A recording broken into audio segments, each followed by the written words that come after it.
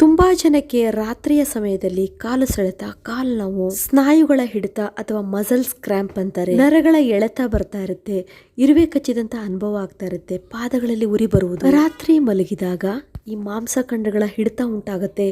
ಅಲ್ಲೇನೋ ಒಂಥರ ಗಟ್ಟಿ ಥರ ಆಗ್ಬಿಟ್ಟಿರುತ್ತೆ, ಆ ಕಡೆ ಈ ಕಡೆ ಹೊರಳಿಕ್ಕೆ ಆಗೋದಿಲ್ಲ, ಅಷ್ಟು ನೋವು ಬರ್ತಾ ಇರುತ್ತೆ. ಹಗಲೊತ್ತು ನಾವು ಆ್ಯಕ್ಟಿವ್ ಆಗಿರ್ತೀವಲ್ಲ, ಅವಾಗ ನಮಗೆ ಇಂತಹ ನೋವು ಕಾಣಿಸೋದಿಲ್ಲ. ಆದರೆ ರಾತ್ರಿ ಮಲಗಿದಾಗ ನಮ್ಮ ಇಡೀ ಬಾಡಿ ರೆಸ್ಟಲ್ಲಿರುತ್ತೆ. ಆವಾಗ ನಮ್ಮ ಬಾಡಿಯಲ್ಲಿರುವಂಥ ಹ್ಯೂಮನ್ ಸೆಲ್ಸ್ಗಳು ರಿಪೇರ್ ಹಂತದಲ್ಲಿರುತ್ತೆ. ಅವಾಗ ನಮ್ಗೆ ಏನೇ ನೋವಾಗಿದ್ರು, ಕಾಲಿನ ಕೆಳಭಾಗದಲ್ಲಿ ನರಗಳಿಗೆ ಏನಾದರೂ ತೊಂದರೆ ಉಂಟು, ನಿಧಾನವಾಗಿ ಆ ನೋವು ಕಾಣಿಸ್ಲಿಕ್ಕೆ ಶುರುವಾಗುತ್ತೆ. ರಾತ್ರಿ ಸಮಯದಲ್ಲಂತೂ ಇಂತಹ ನೋವು ಕಂಡ್ರೆ ನಮಗೆ ತಡ್ಕೊಳಕ್ಕೆ ಆಗೋದಿಲ್ಲ, ಇಡೀ ರಾತ್ರಿ ನಿದ್ದೆ ಬರೋದೇ ಇಲ್ಲ, ಅಷ್ಟು ನಮಗೆ ಹಿಂಸೆ ಆಗ್ತಾ ಇರುತ್ತೆ. ಇಂತಹ ಸಮಸ್ಯೆಗಳನ್ನು ನಾವು ಯಾವುದೇ ಕಾರಣಕ್ಕೂ ನಿರ್ಲಕ್ಷ್ಯ ಮಾಡಬಾರ್ದು. ಇದೇನೋ ಚಿಕ್ಕದು ಅಂತ ಹೇಳಿ ನಾವು ಹೀಗೆ ಬಿಟ್ಟು ಮುಂದೆ ಇದು ತುಂಬಾ ದೊಡ್ಡದಾಗಬಹುದು. ವಯಸ್ಸಾಗ್ತಾ ಬಂದ ಹಾಗೆ ನಡಿಲಿಕ್ಕೆ ಆಗದಂಥ ಸಂದರ್ಭಗಳು ಬರ್ಬೋದು. ಹಾಗಾಗಿ ನಾವು ಇದನ್ನು ನೆಗ್ಲೆಕ್ಟ್ ಮಾಡಬಾರ್ದು. ಹಾಗಾದರೆ ಇಂತಹ ಸಮಸ್ಯೆ ಆಗೋದಕ್ಕೆ ಏನು ಕಾರಣ, ಜೊತೆಗೆ ಇದಕ್ಕೆ ಏನು ಪರಿಹಾರ ಮತ್ತು ಏನು ಮಾಡಿದರೆ ಇದು ಕಡಿಮೆ ಆಗುತ್ತೆ, ಸಂಪೂರ್ಣವಾಗಿ ಇಂತಹ ಸಮಸ್ಯೆ ಕಡಿಮೆ ಆಗಲಿಕ್ಕೆ ಯಾವ ರೀತಿ ಆಹಾರ ಸೇವನೆ ಮಾಡಬೇಕು ಅನ್ನೋದನ್ನ ನಾವು ತಿಳ್ಕೊಂಡ್ರೆ ವಯಸ್ಸಾದ್ರೂ ಕೂಡ ಬೇರೆಯವರ ಮೇಲೆ ನಾವು ಡಿಪೆಂಡ್ ಆಗದೆ ನಮ್ಮ ಕೆಲಸವನ್ನ ನಾವೇ ಮಾಡಿ 100 ವರ್ಷ ನಾವು ಗಟ್ಮುಟ್ಟಾಗಿ ಆರಾಮಾಗಿ ಖುಷಿಯಾಗಿ. ಹಾಗಾಗಿ ವಿಡಿಯೋನ ಸ್ಕಿಪ್ ಮಾಡದೆ ಎಂಡ್ವರೆಗೂ ನೋಡಿ, ತುಂಬಾ ಒಳ್ಳೆ ಪರಿಹಾರ ಇದೆ. ಅದಕ್ಕೂ ಮೊದಲು hello friends, welcome to Geetha Samsara Santhe. ಯಾರು ನನ್ನ ಚಾನಲ್ನ ಇನ್ನೂ ಸಬ್ಸ್ಕ್ರೈಬ್ ಮಾಡ್ಕೊಂಡಿಲ್ಲ, ಪ್ಲೀಸ್ ಇವಾಗಲೇ ನನ್ನ ಚಾನಲ್ನ ಸಬ್ಸ್ಕ್ರೈಬ್ ಮಾಡ್ಕೊಳ್ಳಿ. ಜೊತೆಗೆ ಪಕ್ಕದಲ್ಲಿ ಒಂದು ಬೆಲ್ ಐಕನ್ ಇರುತ್ತೆ, ಅದನ್ನು ಪ್ರೆಸ್ ಮಾಡಿ. ಅವಾಗ ನನ್ನ ಎಲ್ಲ ವಿಡಿಯೋಗಳ ನೋಟಿಫಿಕೇಶನ್ ನಿಮಗೆ ಫಸ್ಟ್ ತಲುಪತ್ತೆ, ಅದು ಫ್ರೀಯಾಗಿ. ಫ್ರೆಂಡ್ಸ್, ರಾತ್ರಿ ಸಮಯದಲ್ಲಿ ವಿಪರೀತವಾದಂಥ ಕಾಲು ಸೆಳೆತ, ಮಸಲ್ಸ್ ಕ್ರ್ಯಾಂಪ್ ಆಗಲಿಕ್ಕೆ ಹಲವಾರು ಕಾರಣ. ಅವುಗಳನ್ನು ಒಂದೊಂದಾಗಿ ನಾವು ನೋಡೋದಾದ್ರೆ, ನಮ್ಮ ದೇಹದಲ್ಲಿ ಎಲೆಕ್ಟ್ರೋಲೈಟ್ಸ್ ಇಂಬ್ಯಾಲೆನ್ಸ್ ಆಗಿದ್ರು ಕೂಡ ಹೀಗೆ ಉಂಟಾಗುವಂಥ ಸಾಧ್ಯತೆ ಇರುತ್ತೆ. ಅಂದರೆ ಮಸಲ್ಸ್ ಒಳಗಡೆ ಇರುವಂತಹ ದ್ರವ ಅಥವಾ ಫ್ಲೂಯಿಡ್ ಕಡಿಮೆ ಆದರೂ ಕೂಡ ಇಂತಹ ಸಮಸ್ಯೆ ಉಂಟಾಗುತ್ತೆ. ಹೀಗಾಗಲಿಕ್ಕೆ ಮುಖ್ಯ ಕಾರಣ ಅಂದರೆ ತುಂಬ ಹೊತ್ತು ನಿಂತ ಜಾಗದಲ್ಲೇ ನಿಲ್ಲೋದು, ಇಲ್ಲ ತುಂಬ ಹೊತ್ತು ಕೂತ್ಕೊಂಡೇ ಕೆಲಸ ಮಾಡೋದು, ಅಂಥವರಿಗೆ ಇಂತಹ ಸಮಸ್ಯೆ ಉಂಟಾಗುವಂಥ ಸಾಧ್ಯತೆ ತುಂಬಾ ಇರುತ್ತೆ. ಎರಡನೇದಾಗಿ, ನಮ್ಮ ಬಾಡಿಯಲ್ಲಿ ಮೈಕ್ರೋ ನ್ಯೂಟ್ರಿಯೆಂಟ್ಸ್ಗಳ ಡೆಫಿಷಿಯನ್ಸಿ ಅಥವಾ ಕೊರತೆ ಉಂಟಾದರೂ ಕೂಡ ಹೀಗಾಗುವಂಥ ಸಾಧ್ಯತೆ ಇರುತ್ತೆ. ನಮ್ಮ ದೇಹದಲ್ಲಿನ ಎಲ್ಲ ಮಾಂಸಖಂಡಗಳು, ಅದರಲ್ಲೂ ಮುಖ್ಯವಾಗಿ ಕಾಲಿನ ಕೆಳಭಾಗದಲ್ಲಿ ಅಂದರೆ ಮಂಡಿ ಕೆಳಗಿರುವಂತಹ ಮಾಂಸಖಂಡಗಳಲ್ಲಿರುವಂಥ ನರ್ವ್ಸ್ಗಳು ಕೆಲಸ ಮಾಡಬೇಕು ಅಂದರೆ ಮೆದುಳಿನಿಂದ ನರಗಳಿಗೆ ಸಿಗ್ನಲ್ಸ್ ಬರಬೇಕಾಗತ್ತೆ. ಈ ರೀತಿ ಮೆದುಳಿನಲ್ಲಿರುವಂಥ ನರಗಳ ಕಾರ್ಯಕ್ಷಮತೆ ಹೆಚ್ಚಿಸಬೇಕು ಅಂದರೆ ಮೈಕ್ರೋ ನ್ಯೂಟ್ರಿಯೆಂಟ್ಸ್ಗಳು ಸರಿಯಾದ ಪ್ರಮಾಣದಲ್ಲಿ ನಮ್ಮ ರಕ್ತದಲ್ಲಿ ಇರಬೇಕಾಗತ್ತೆ. ಅವುಗಳಂದರೆ ಸೋಡಿಯಂ, ಕ್ಯಾಲ್ಶಿಯಂ, ಪೊಟ್ಯಾಷಿಯಂ, ಮ್ಯಾಗ್ನೀಷಿಯಂ, ಈ ಎಲ್ಲ ಅಂಶಗಳು ಸರಿಯಾದ ಪ್ರಮಾಣದಲ್ಲಿದ್ದರೆ ಮೆದುಳಿನಿಂದ ಬರುವಂಥ ಸಿಗ್ನಲ್ಸ್ ಕಾಲಿನ ನರಗಳಿಗೆ ಸರಿಯಾಗಿ ತಲುಪತ್ತೆ. ಅದಲ್ಲದೆ ಇಲ್ಲಿರುವಂಥ ಮೈಕ್ರೋ ನ್ಯೂಟ್ರಿಯೆಂಟ್ಸ್ಗಳು ಸರಿಯಾದ ಪ್ರಮಾಣದಲ್ಲಿ ರಕ್ತಕ್ಕೆ ಪೂರೈಕೆ ಆಗಬೇಕು ಅಂದರೆ ನಮ್ಮ ಬಾಡಿ ಹೈಡ್ರೇಟ್ ಆಗಿರಬೇಕಾಗತ್ತೆ. ನಮ್ಮ ದೇಹದಲ್ಲಿ ಅಗತ್ಯವಾಗಿ ಬೇಕಾದಂಥ ನೀರಿನ ಪ್ರಮಾಣವೂ ಕೂಡ ಸರಿಯಾಗಿ ಇರಬೇಕಾಗತ್ತೆ. ಮೂರನೇದಾಗಿ, ನಮ್ಮ ಕಾಲಿನಲ್ಲಿರುವ ರಕ್ತನಾಳಗಳಲ್ಲಿ ಪೂರ್ ಬ್ಲಡ್ ಸರ್ಕ್ಯುಲೇಷನ್ ಇದ್ರೂ ಕೂಡ ಇಂತಹ ಸಮಸ್ಯೆ ಉಂಟಾಗುತ್ತೆ. ಅದರಲ್ಲೂ ಮಂಡಿ ಕೆಳಗಡೆ ಇರುವಂಥ ಮೀನ್ಖಂಡದಲ್ಲಿ ಇಂತಹ ನೋವು ಬರ್ತಾ ಇದ್ರೆ ಆ ಭಾಗದಲ್ಲಿ ಸರಿಯಾದ ಪ್ರಮಾಣದಲ್ಲಿ ರಕ್ತ ಸಂಚಾರ ಆಗ್ತಾ ಇರಬೇಕಾಗತ್ತೆ. ಕೆಲವೊಮ್ಮೆ ರಕ್ತನಾಳಗಳಲ್ಲಿ ಬ್ಲಾಕೇಜ್ ಉಂಟಾಗಿದ್ರೂ ಕೂಡ ಇಂತಹ ಸಮಸ್ಯೆ ಉಂಟಾಗುವಂಥ ಸಾಧ್ಯತೆ ಇರುತ್ತೆ. ಇವೆಲ್ಲ ಸಮಸ್ಯೆಗಳನ್ನು ನಾವು ಆಹಾರ ಕ್ರಮಗಳಿಂದ ಮತ್ತು ಮನೆಮದ್ದು ಮಾಡೋದ್ರ ಮೂಲಕ, ಕೆಲವೊಂದು ಎಕ್ಸಸೈಸ್ಗಳನ್ನು ಮಾಡೋದ್ರಿಂದ 100% ಸಂಪೂರ್ಣವಾಗಿ ನಾವು ಕಡಿಮೆ ಮಾಡ್ಕೊಳ್ಬೋದು.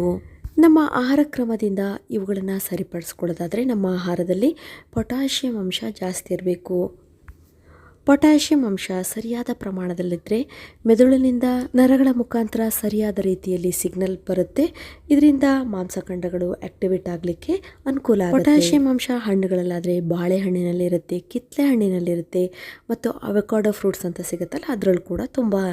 ಇನ್ನು ತರಕಾರಿಯಲ್ಲಾದರೆ ಸಿಹಿಗೆಣಸು ಅಂತ ಹೇಳ್ತೀವಲ್ಲ ಅದರಲ್ಲಿರುತ್ತೆ, ಆಲೂಗಡ್ಡೆಯಲ್ಲಿರುತ್ತೆ, ಮತ್ತು ಬೀನ್ಸ್ ಕಾಳುಗಳು ಬರುತ್ತಲ್ಲ ಅದರಲ್ಲಿರುತ್ತೆ, ಮತ್ತು ಎಲ್ಲ ರೀತಿಯ ಸೊಪ್ಪುಗಳಲ್ಲೂ ಕೂಡ ಈ ಪೊಟ್ಯಾಷಿಯಂ ಅಂಶ ಜಾಸ್ತಿ ಇರುತ್ತೆ. ಹಾಗಾಗಿ ಮುಖ್ಯವಾಗಿ ನಾವು ಹಣ್ಣುಗಳನ್ನು ಮತ್ತು ಈ ರೀತಿಯ ತರಕಾರಿಗಳನ್ನು, ಸೊಪ್ಪುಗಳನ್ನು ತಿನ್ನುವುದರಿಂದ ನಮ್ಮ ದೇಹದಲ್ಲಿ ಪೊಟ್ಯಾಷಿಯಂ ಅಂಶ ಸರಿಯಾದ ಪ್ರಮಾಣದಲ್ಲಿ ಸಿಗುತ್ತೆ. ಇನ್ನು ನಮ್ಮ ಆಹಾರದಲ್ಲಿ ಮೆಗ್ನೀಷಿಯಂ ಅಂಶ ತುಂಬ ಇರಬೇಕಾಗತ್ತೆ. ಈ ಮೆಗ್ನೀಷಿಯಂ ಅಂಶ ನಮ್ಮ ಆಹಾರದಲ್ಲಿ ಇರುವುದರಿಂದ ನಮ್ಮ ಮಸಲ್ಸ್ಗಳು ರಿಲ್ಯಾಕ್ಸ್ ಆಗಲಿಕ್ಕೆ ತುಂಬ ಒಳ್ಳೆಯದು. ಒಮ್ಮೊಮ್ಮೆ ಮಸಲ್ಸ್ ಕ್ರ್ಯಾಂಪ್ಸ್ ಆಗ್ತಾ ಇರುತ್ತಲ್ಲ, ಅಂತಹ ಸಮಸ್ಯೆ ಆಗೋದಿಲ್ಲ. ಯಾವಾಗ ಮಸಲ್ಸ್ಗಳು ರಿಲ್ಯಾಕ್ಸ್ ಆಗುತ್ತೋ ಆವಾಗ ಇಂತಹ ಕ್ರ್ಯಾಂಪ್ಸ್ಗಳು, ಮಸಲ್ಸ್ ಸ್ನಾಯು ಸೆಳೆತ ಅಂತ ಹೇಳ್ತೀವಲ್ಲ, ಇಂತಹ ಸಮಸ್ಯೆ ಉಂಟಾಗೋದಿಲ್ಲ. ಈ ಮ್ಯಾಗ್ನೀಷಿಯಂ ಯುಕ್ತ ಆಹಾರ ಪದಾರ್ಥಗಳು ಅಂದರೆ ಹಸಿರು ಸೊಪ್ಪುಗಳು ಅಂದರೆ ಹಸಿರು ಸೊಪ್ಪಿನ ಪಲ್ಯಗಳನ್ನು ತಿನ್ನಬೇಕು.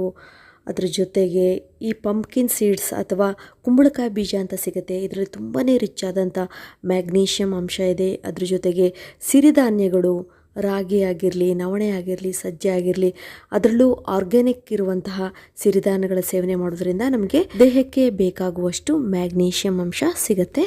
ಇನ್ನು ನಮ್ಮ ಆಹಾರದಲ್ಲಿ ಕ್ಯಾಲ್ಶಿಯಂ ಅಂಶ ಕೂಡ ತುಂಬಾ ಮುಖ್ಯ ಪಾತ್ರವನ್ನು ವಹಿಸುತ್ತೆ. ಈ ಕ್ಯಾಲ್ಶಿಯಂ ಅಂತೂ ಎಲ್ಲರಿಗೂ ಗೊತ್ತಿದೆ, ಮೂಳೆಗಳ ಬೆಳವಣಿಗೆ ಒಳ್ಳೆಯದು, ನಮ್ಮ ದೇಹದ ಆರೋಗ್ಯಕ್ಕಂತೂ ತುಂಬಾ ಒಳ್ಳೆಯದು. ಹಾಲು ಮತ್ತು ಹಾಲಿನಿಂದ ತಯಾರಿಸಿದಂತಹ ಪನ್ನೀರ್ ಆಗಿರಲಿ, ಚೀಸ್ ಆಗಿರಲಿ, ಇದರಲ್ಲೆಲ್ಲ ಕ್ಯಾಲ್ಶಿಯಂ ಅಂಶ ಇರುತ್ತೆ. ಅದಲ್ಲದೆ ಚಿಯಾ ಸೀಡ್ಸಲ್ಲೂ ಕೂಡ ಕ್ಯಾಲ್ಶಿಯಂ ಅಂಶ ಇರುತ್ತೆ. ಇದನ್ನು ರಾತ್ರಿ ನೀರಿನಲ್ಲಿ ನೆನೆಸಿ ಬೆಳಗ್ಗೆ ನಾವು ಸೇವನೆ ಮಾಡೋದ್ರಿಂದ ಕ್ಯಾಲ್ಶಿಯಂ ಅಂಶ ನಮಗೆ ಸಿಗುತ್ತೆ. ಅದಲ್ಲದೆ ಡ್ರೈ ನಟ್ಸ್ಗಳಲ್ಲೂ ಕ್ಯಾಲ್ಶಿಯಂ ಅಂಶ ನಮಗೆ ಸಿಗುತ್ತೆ.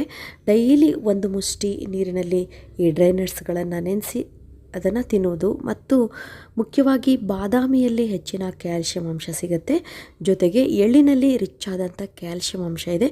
ದಿನ 1 ಸ್ಪೂನ್ ಎಳ್ಳನ್ನು ನೀವು ಸೇವನೆ ಮಾಡ್ಬೋದು. ಈ ಎಲ್ಲ ಅಂಶಗಳು ನಮ್ಮ ಮಸಲ್ಸ್ ಹೆಲ್ತಿಗೆ ಒಂದೇ ಅಲ್ಲ, ನಮ್ಮ ಬೋನ್ಸ್ ಹೆಲ್ತಿಗೆ ಕೂಡ ತುಂಬಾ ಒಳ್ಳೆಯದು. ಇನ್ನು ನಮ್ಮ ಬಾಡಿ ಡಿಹೈಡ್ರೇಟ್ ಆದರೂ ಕೂಡ ಮಸಲ್ಸ್ ಪೇನ್ ಆಗೋದು, ಮಸಲ್ಸ್ ಕ್ರ್ಯಾಂಪ್ ಬರುವಂಥ ಸಾಧ್ಯತೆ ಇರುತ್ತೆ. ಅದಕ್ಕೆ ನಾವು ನಮ್ಮ ದೇಹಕ್ಕೆ ಬೇಕಾದಷ್ಟು ನೀರಿನ ಸೇವನೆ ಕೂಡ ಅಗತ್ಯವಾಗಿರುತ್ತೆ. ನಾವು ಬರೀ ನೀರು ಕುಡಿಯೋದು ಒಂದೇ ಅಲ್ಲ, ಹಲವಾರು ರೀತಿಯ ಜ್ಯೂಸ್ಗಳನ್ನು, ಹಣ್ಣುಗಳ ಜ್ಯೂಸ್ಗಳನ್ನು ನಾವು ಕುಡಿಬೋದು, ಮತ್ತು ಗ್ರೀನ್ ಟೀಗಳ ಸೇವನೆಯನ್ನು ಮಾಡ್ಬೋದು. ಇದರಿಂದಲೂ ಕೂಡ ನಮಗೆ ಉತ್ತಮವಾದಂಥ ಫಲಿತಾಂಶ ಸಿಗುತ್ತೆ. ಇದರ ಜೊತೆಗೇನೆ ನಾವು ಹೋಮ್ ರೆಮಿಡೀಸ್ ಮಾಡೋದ್ರಿಂದಲೂ ಕೂಡ ಉತ್ತಮವಾದಂಥ ಫಲಿತಾಂಶ ಸಿಗುತ್ತೆ. ಈ ರೆಮಿಡಿ ಮಾಡಲಿಕ್ಕೆ ನಿಮಗೆ ಕರ್ಪೂರ ಬೇಕು. ಅದರಲ್ಲೂ ಭೀಮ್ಸೇನ್ ಕರ್ಪೂರ ಅಂತ ಹೇಳಿ ನಿಮಗೆ ಮಾರ್ಕೆಟಲ್ಲಿ ಸಿಗುತ್ತೆ, ಆನ್ಲೈನಲ್ಲಿ ಕೂಡ ಸಿಗುತ್ತೆ. ಇವಾಗ ಈ ಟಬ್ಬಿಗೆ ಸ್ವಲ್ಪ ಉಪ್ಪನ್ನು ಹಾಕ್ಕೊಳ್ಬೇಕು, ನೆಕ್ಸ್ಟ್ ಸ್ವಲ್ಪ ಕರ್ಪೂರವನ್ನು ಹಾಕ್ಕೊಂಡು ನೆಕ್ಸ್ಟ್ 1 ಹೋಳು ಲಿಂಬೆಹಣ್ಣನ್ನು ಇದಕ್ಕೆ ಹಿಂಡ್ಕೊಳ್ಬೇಕು. ಚೆನ್ನಾಗಿ ಮಿಕ್ಸ್ ಮಾಡಿ ಈ ಬಿಸಿ ನೀರಿನಲ್ಲಿ ನಮ್ಮ ಕಾಲನ್ನು ಮುಳುಸ್ಕೊಂಡು ಇಟ್ಕೋಬೇಕು. ಮಿನಿಮಮ್ ಒಂದು 10 ರಿಂದ 15 ನಿಮಿಷ ಇದೇ ಥರ ನೀವು ಕಾಲಿಗೆ ಯಾವುದೇ ರೀತಿಯ ಪೇನ್ ಇದ್ದರೆ, ಸ್ಟಿಫ್ನೆಸ್ ಇದ್ದರೆ, ಟಿಂಗ್ಲಿಂಗ್ ಇದ್ದರೆ, ಮೀನಖಂಡದಲ್ಲಿ ನೋವಾಗ್ತಾ ಇದ್ದರೆ, ಬರ್ನಿಂಗ್ ಸೆನ್ಸೇಷನ್ ಇದ್ದರೆ, ಒಂದು ವೇಳೆ ಸ್ವೆಲ್ಲಿಂಗ್ ಆಗಿದ್ರೂ ಕೂಡ ಕಡಿಮೆ ಆಗುತ್ತೆ. ಇದನ್ನು ಯಾವಾಗ ಮಾಡಬೇಕು ಅಂದರೆ ನೀವು ಮಲಗುವುದಕ್ಕಿಂತ ಮೊದಲು ಈ ವಿಧಾನವನ್ನು ಅನುಸರಿಸಿದರೆ ತಲೆಯಿಂದ ಪಾದದವರೆಗಿನ ನರಗಳು ರಿಲ್ಯಾಕ್ಸ್ ಆಗುತ್ತೆ. ಯಾವುದೇ ರೀತಿಯ ನರ್ವ್ಸ್ ಬ್ಲಾಕೇಜ್ ಇದ್ದರೂ ಕೂಡ ಅದೆಲ್ಲ ಸರಿಯಾಗುತ್ತೆ. ಬ್ಲಡ್ ಸರ್ಕ್ಯುಲೇಷನ್ ತುಂಬ ಚೆನ್ನಾಗಿ ಇಂಪ್ರೂವ್ ಆಗುತ್ತೆ. ಕಾಲುಗಳಲ್ಲಿ ಯಾವುದೇ ರೀತಿಯ ಸೆಳೆತ ಆಗಿರಲಿ, ಮಸಲ್ಸ್ ಕ್ರ್ಯಾಂಪ್ ಆಗಿರಲಿ, ಇಂತಹ ಸಮಸ್ಯೆ ಯಾವುದೇ ಇದ್ರೂ ಕಡಿಮೆ ಆಗುತ್ತೆ. ರಾತ್ರಿ ಎಲ್ಲ ನಿಮಗೆ ಒಳ್ಳೆ ನಿದ್ದೆ ಬರುತ್ತೆ. ಅದೊಂದೇ ಅಲ್ಲ, ಒಂದು ವೇಳೆ ನಿಮಗೆ ಮಂಡಿ ನೋವಾಗಿದ್ದರೆ, ಸಯಾಟಿಕದಂಥ ಪ್ರಾಬ್ಲಮ್ಸ್ ಇದ್ದರೂ ಕೂಡ ಅದೆಲ್ಲ ಕಡಿಮೆ ಆಗುತ್ತೆ.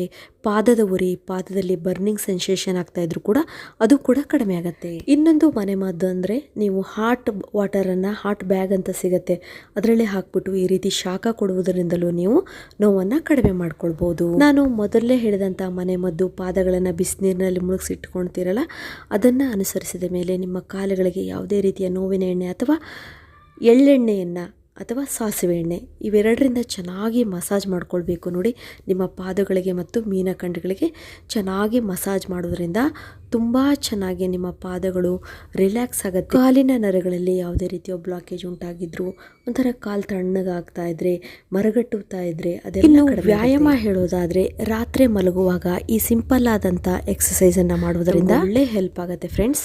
ಅದರಲ್ಲಿ ಮುಖ್ಯವಾಗಿ ನೈಟ್ ಸ್ಟ್ರೆಚ್ ರೋಟೀನ್ ಅಂತ ಏನು ಮಾಡಬೇಕು ಅಂದರೆ, ನಾವು ಒಂದು ಗೋಡೆ ಮುಂದೆ ನಿಂತ್ಕೊಂಡು ನಮ್ಮ 2 ಕೈಗಳನ್ನು ಗೋಡೆಗೆ ಹೀಗೆ ತಾಗಿಸ್ಬೇಕು. ಒಂದು ಕಾಲನ್ನು ಮುಂದೆ ಇಡಬೇಕು ನೋಡಿ, ಇನ್ನೊಂದು ಕಾಲನ್ನು ಹಿಂದೆ ಇಡಬೇಕು. ಹಿಂದೆ ಇರುವ ಕಾಲು ಕೂಡ ನೆಲಕ್ಕೆ ಕರೆಕ್ಟಾಗಿ ತಾಗಿರಬೇಕು, 2 ಪಾದಗಳು ನೆಲಕ್ಕೆ ತಾಗಿರಬೇಕು. ನೆಕ್ಸ್ಟ್ ನಾವು ಕಾಲುಗಳನ್ನು ಸ್ವಲ್ಪ ಟೈಟಾಗಿ ಹಿಡಿಬೇಕು. ಇದೇ ರೀತಿ 2 ಪಾದಗಳನ್ನು ಚೇಂಜ್ ಮಾಡಬೇಕು. ಅಂದರೆ ಒಂದು ಸಲ ಲೆಫ್ಟ್ ಸೈಡ್ ಮುಂದೆ ಇಟ್ಟರೆ ಇನ್ನೊಂದು ಸಲ ರೈಟ್ ಸೈಡ್ ಮುಂದೆ ಇಟ್ಟು ನಾವು ಈ ರೀತಿ ಎಕ್ಸಸೈಸನ್ನು ಮಾಡಬೇಕು. ಇದರಿಂದ ಕಾಲಿನ ನರಗಳು ತುಂಬಾ ರಿಲ್ಯಾಕ್ಸ್ ಆಗ್ತವೆ, ನಮಗೆ ತುಂಬ ಆರಾಮ ಅನಿಸುತ್ತೆ.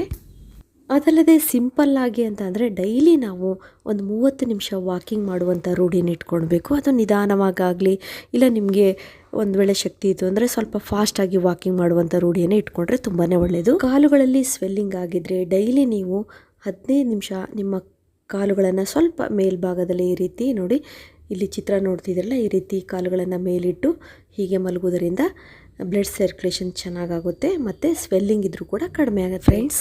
ಇವಾಗ ನಿಮಗೆ ಅರ್ಥ ಆಯ್ತಲ್ವಾ? ರಾತ್ರಿ ಸಮಯದಲ್ಲಿ ಸ್ನಾಯು ಸೆಳೆತ, ಮಸಲ್ ಕ್ರ್ಯಾಂಪ್ ಅಥವಾ ಕಾಲು ನೋವು ತುಂಬ ಬರ್ತಾ ಇದ್ರೆ ಈ ವಿಧಾನವನ್ನು ಸಿಂಪಲ್ ಆಗಿದೆ, ಇದನ್ನು ಮಾಡಿದ್ರೆ 100% ನಿಮಗೆ ವಾಸಿಯಾಗತ್ತೆ. ಇದಕ್ಕಂತ ಹೇಳಿ ನೀವು ಡಾಕ್ಟರ್ ಹತ್ರ ಹೋಗೋದು ಬೇಡ, ಟ್ಯಾಬ್ಲೆಟ್ಸ್ ತೊಗೊಳೋದು ಬೇಡ. ಆರಾಮಾಗಿ ಈ ವಿಧಾನವನ್ನು ಅನುಸರಿಸಿ ನಿಮ್ಮ ಆರೋಗ್ಯವನ್ನು ಕಾಪಾಡ್ಕೊಳ್ಬೋದು.